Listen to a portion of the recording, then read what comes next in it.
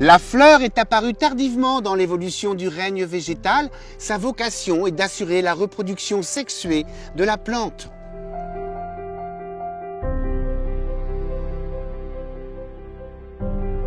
Les fleurs peuvent être stériles, c'est-à-dire sans gamètes, mais ceci est rare.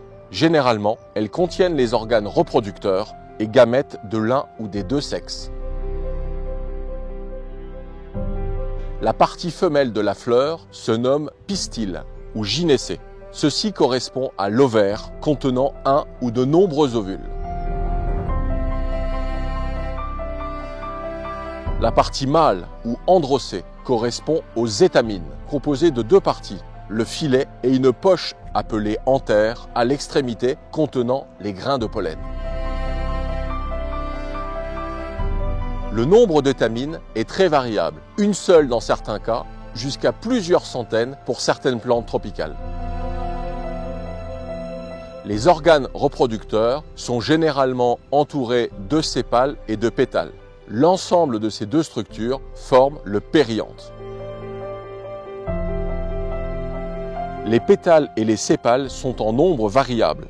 Ils peuvent être absents, libres ou soudés, formant un long tube, ce qui est souvent un indicateur d'une pollinisation par des insectes.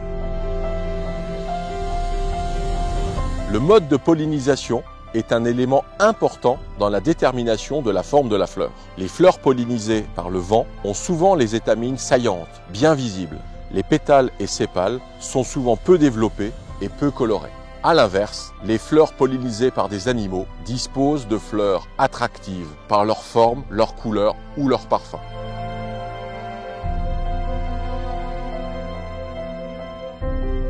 Les plantes à fleurs, scientifiquement nommées angiospermes, ont conquis quasiment toutes les terres de la planète et certaines zones maritimes.